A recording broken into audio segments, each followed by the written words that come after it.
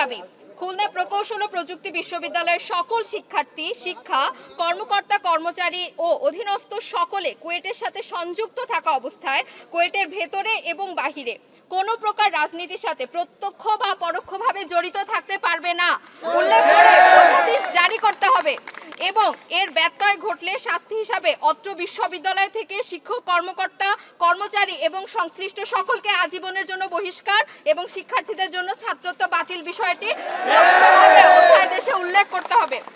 আমাদের দ্বিতীয় দাবি, গতকাল কুয়েট শিক্ষার্থীদের ওপর পরিকল্পিতভাবে যে হামলা হয়েছে তার সাথে জড়িত শিক্ষার্থী এবং এদের প্রশ্রয়দাতা শিক্ষক, কর্মকর্তা, কর্মচারীর বিরুদ্ধে কুয়েট প্রশাসন হতে হত্যার চেষ্টা এবং নাশকতার মামলা করতে হবে এবং জড়িত সকলকে বহিষ্কার ও ছাত্রত্ব বাতিল করতে হবে। জড়িত তালিকা শিক্ষার্থীরা প্রদান করবে।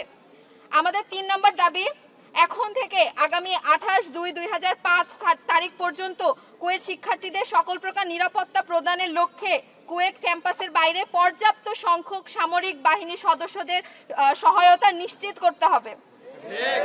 আমাদের ৪ নম্বর দাবি, গতকালকের ঘটনায় আহত সকলের চিকিৎসা সংক্রান্ত ব্যয়ভার কুয়েট প্রশাসন থেকে সম্পূর্ণরূপে গ্রহণ করতে হবে। আহত তালিকা শিক্ষার্থীদের পক্ষ থেকে প্রদান করা হবে। আমাদের ৫ নম্বর দাবি, উপরোক্ত সকল দাবি সমূহ পূরণ করে গতকালকের ঘটনায় ব্যর্থতার দায় স্বীকার নিঃস্বার্থ ক্ষমা প্রার্থনার সাথে সাথে ভিসি, প্রভিসি, পরিচালক, ছাত্র কল্যাণকে পদত্যাগ করতে হবে।